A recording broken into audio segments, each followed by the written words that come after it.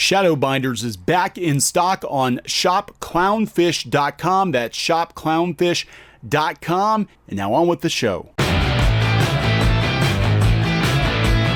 Hey guys, welcome back to Clownfish TV. This is Neon. I'm not here with Geeky Sparkles, although she did send me some of these articles. She really doesn't care much about the content of this video, but we're going to talk about Wizards of the Coast launching a new AAA video game studio working on Hasbro properties. This is kind of weird because there's definitely something going on with Wizards of the Coast. It seems like Hasbro is trying to figure out where to plug them in to their corporate plan here, and there have been continued rumblings that Wizards of the Coast might actually be for sale.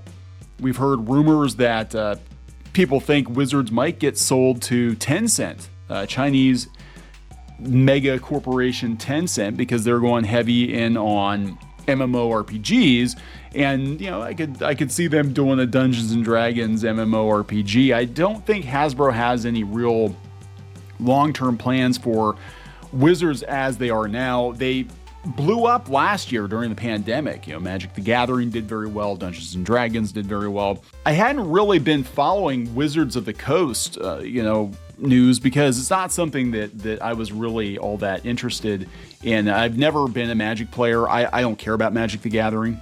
I have zero interest in it. And to me, Dungeons and Dragons will always be TSR, classic TSR D&D. But, getting sucked into the tabletop drama, I'm looking at everything that's going on in tabletop right now, the culture and the quote-unquote community and the blacklisting and people getting booted out of Gen Con and all of this craziness, that indicates to me that there's something else going on behind the scenes. And it could just be my tinfoil wizard hat, but there does seem to be something else going on behind the scenes. And I would not be surprised if people, close to Wizards of the Coast or, their fan club or whatever are trying to keep control of tabletop gaming, gatekeep tabletop gaming until Hasbro does whatever they're gonna do. And we're gonna talk about this because this is really interesting. Before we get into it any further, please subscribe for more pop culture news, views, and rants, guys. Over 235,000 subs. Thank you so much for the support. Greatly appreciated. We do talk occasionally about tabletop gaming. Again, we've been talking about it more in recent months because of the weird shit going on with Dungeons and Dragons. We've talked about Dungeons and Dragons and prom and how it does seem like Wizards of the Coast has been chasing the Tumblr crowd for D&D. We've got more of a focus on acting and role playing and creating your own OCs than on combat. I think they just introduced the Feywilds, where it's non-violent confrontation. This Strixhaven campaign supposedly is a wizard school. It's wizard school, Harry, and you get to go to wizard prom. And this is not what I grew up playing. I'm sure it's got its audience, but a lot of the people who take to these kinds of campaign settings also take to Twitter and attack people who don't necessarily like this kind of stuff. But those are other videos. We've done a couple on the Twitter cancellation mobs and on Gen Con banning people for wrongthink. Let's go back to this AAA game studio that they're launching. It's a new game studio with the first project being an action-adventure game set in the G.I. Joe universe. Wizards of the Coast has posted several job listings related to a new game development studio based out of North Carolina. The game studio is led by industry veterans from WB Games, the studio behind the Hitman series and several of the Batman Arkham games. Although the new game studio is a division of Wizards, it will be developing projects based on other Hasbro properties, such as Transformers, Micronauts, G.I. Joe, and Ouija. There we go. Ouija board game. Hasbro did this before. They had Hasbro Studios, and they did games, and they did like a Frogger remake and some other stuff that didn't do very well. The first of these projects is a third-person action-adventure game set in the G.I. Joe universe. Based on the job listings, the project will utilize the Unreal Engine and will utilize both a melee combat system and a shooting system. Snake Eyes, the video game. Hasbro first announced plans to make the game development studio earlier in 2021, even posted a piece of early concept art for the G.I. Joe game. This is the first we've seen public job postings about the game studio and received confirmation that the first project is the new G.I. Joe game as part of a larger company reorganization this year. This is important. We're going to talk about this. Hasbro placed Wizards of the Coast in charge of the corporation's digital game plans. Hasbro plans to develop more video games based on its brands in-house, and Wizards has opened several new game studios in recent months to start working on these projects. Two such studios is Took Games, which developed the Dungeons & Dragons Dark Alliance video game, and Archetype Entertainment, which was formed by BioWare Studios to develop new IP outside of Dungeons & Dragons and Magic the Gathering. Okay, they're not doing a D&D game. Wizards of the Coast are not doing a Magic game. That's curious. They just got them doing Hasbro games. So they did reorganize the company. Let's talk about that. This was back in February. It's going to become its own operating division within Hasbro. Reflecting the wild success experienced by the game maker over the last 5 years, Hasbro will announce the news later today at an investor event. So they're being tasked with expanding D&D, Magic the Gathering, and other games. They're going to do, of course, video games. What is going on here? They're its own operating division.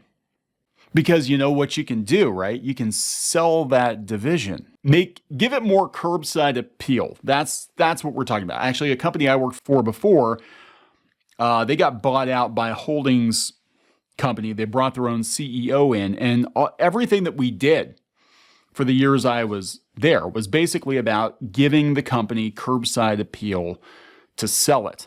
That was always the intention. So I'm looking at this, right? That it's its own thing. I'm looking at the fact that they've got them working on video games now, licensed video games. You know, who would that appeal to? Tencent. That would absolutely appeal to Tencent. Now, this is curious because we got to go back a couple of years to 2018. I think the pandemic threw a wrench into things. It's kind of like what happened with Crunchyroll, right? Way back in 2018, January of 2018, on a Magic the Gathering message board, rumors of Hasbro prepping Wizards of the Coast for a 2021 sale. A couple months later, Wizards of the Coast and Tencent announced partnership to bring Magic the Gathering Arena and future games to China. Last year, ICV2, which is a pretty reputable website, brings back the rumors that Wizards of the Coast is being prepped to sell. The Hasbro is getting them ready to sell. What would make them more attractive to a company like Tencent that's all about video games and not so much about tabletop? Well, you get them producing video game content. And what can they do easily? Well, you don't have to come up with any original IP because you're going to keep all that for yourself. You just have them make video games of G.I. Joe and Transformers and all this other stuff. So they're not going to job this stuff out to Activision anymore. You know, very interesting turn of events here. So this is, I'm going to bring this up again because it keeps coming up again and again and again. And, you know, people are like, well, Dungeons & Dragons was very popular last year and the year before, and it's getting a lot of mainstream attention now. Why would you sell it? And I'm like, well, that's exactly why you would sell it. Because it's probably going to peak in popularity with the mainstream. And right now, you know, Tencent is flush with cash. I don't know how bad it's going to be now that they've instituted those restrictions on underage gaming in China. But Tencent's got money. So you're going to pump and dump. You're going to make Wizards of the Coast look like a multi-billion-dollar company division, and you're going to dump it off onto Tencent, cash your check, and go on and go back to doing, you know, what you want to do, which is make, you know, Hollywood stuff and sell toys. That's what Hasbro does. So again, this is coming from 2020, after there were rumors in 2018. And then we had Tencent coming in, and now here we are in 2020. And now all of a sudden, there's a restructure restructuring at the company. And now all of a sudden, we've got Wizards of the Coast making video games too. Something's up. I'm just telling you, something's absolutely, definitely, positively up. Now, does this have anything to do with a lot of the weirdness in tabletop gaming right now? I mean, I had a really hard time wrapping my head around the complete freakout of TSR coming back with some of the original people, who were with the TSR. When that announcement was made, it was like all of Twitter descended.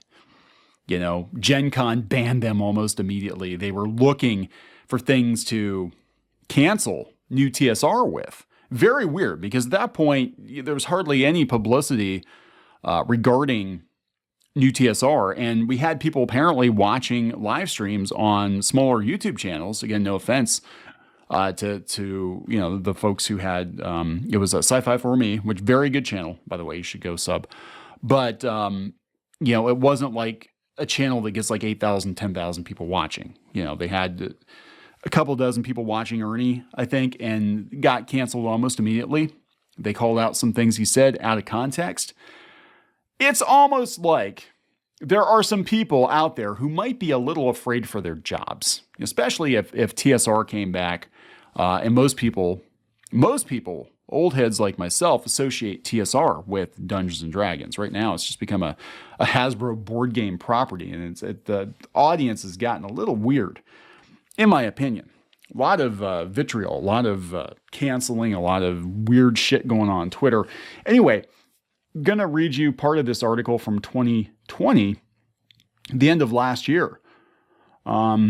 So here are the following points that Hasbro might be cleaning up loose ends in preparation for selling off Wizards of the Coast. Consider the following points. Hasbro never wanted to deal with Dungeons and Dragons or Magic the Gathering. Again, what's Wizards of the Coast working on? They're working on G.I. Joe and Transformers games. For decades, Hasbro focused on developing its own lucrative product lines like My Little Pony, or acquiring licenses to hot properties such as Star Wars and Transformers. Kind of. Transformers was... The story was theirs. The toys were Takara's, but the story was theirs. If you've been in the industry for a long time, you will remember that Wizards of the Coast started off as a third-party creator of fantasy RPG-compatible supplements, most notably Primal Order. It launched the Magic line in the early 90s and then bought the assets of TSR in 1997, as well as securing the license to Pokemon, releasing the first coveted packs for the game in the US in January 99. Hasbro saw how hot the Pokemon license was and wanted it. The easiest way to accomplish that was to buy the license holder. So they didn't want Magic the Gathering. They didn't want Dungeons and Dragons. They wanted Pokemon. They want Pokemon cards. Unfortunately, Wizards of the Coast license from Nintendo ended in 2003, and rather than extending it, Nintendo opted to take the license back and take card production in-house, more or less, creating the Pokemon Company to handle trading card sales, leaving Hasbro with D&D and Magic, neither of which lent themselves to building a strong toy brand. Granted, Hasbro has done exceedingly well with the two brands, but the company has not had much success developing a second TCG or RPG brand. This is true. They're kind of failing at it. Like TSR, they had other games. They created worlds. They had other games. They had other systems. Other tabletop companies are destroying Hasbro as far as new games go, new systems go. Right? Hasbro is basically just D&D, and then how can we market D&D? Okay, we're gonna glam it up. We're gonna get Hollywood involved. We're gonna, we've got a cookbook coming out. We're going to do, children's books with D&D. We're going to do all this crazy shit with D&D, but nobody at Wizards of the Coast is really developing a new system. If it were still under TSR, when they were still financially viable, there would have been other gaming systems developed, alongside Dungeons and Dragons, because, they did it then. Hasbro knows board games. If you remember earlier this year, Hasbro opted to move Wizards of the Coast from WOTC to the parent company, and now they've restructured again. At the time, we were more interested in the effect of the move on profit margins and distribution of the Wizards portfolio of board games, the few of which Wizards has successfully brought back to market. And D&D... The basic set that they released a couple of years ago felt more like a board game. To me it did. Their red box set felt more like a board game. Cleaning up the company. If Hasbro is willing to shop the company around, it would be much easier to sell without any outstanding contracts.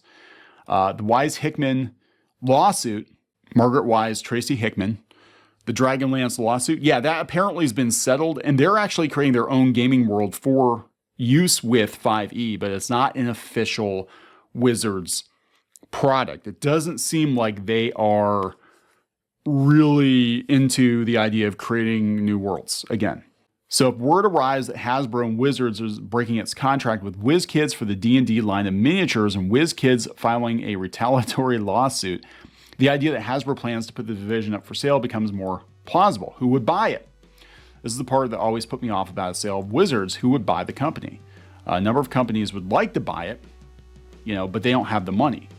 None, at least none that I know, have the cash flow available. These are other tabletop companies. Publishing RPGs is not a path to riches. However, the successful sale of Asmodee in 2018 to a private equity firm indicates there is interest in investing in the game industry. Okay, I think it's going to be Tencent. I think that, or at least that was the plan. This is just speculation on my part, and I've wondered for the last year or so now, I'm like, who would buy an RPG brand? And it would probably be a mobile game developer, and it probably would be somebody like Tencent. They would just turn Dungeons and Dragons into a series of shitty mobile games, and that's it. That's and then license it out and all that. But there's definitely something up. This is very curious that they're making video games now. I think Hasbro, we kind of saw this with Crunchyroll too. Like they try to pivot the company in a direction they think is going to be more profitable. Like, tabletop games aren't super profitable, but AAA titles would be. If we can come up with, games that are as good as the Batman games, then we're going to print money, and it's going to make more money than selling a bunch of tabletop games, especially ones with prom in them. I don't know, but pretty interesting. Watch Wizards. Something is going on. Hasbro's going to do something.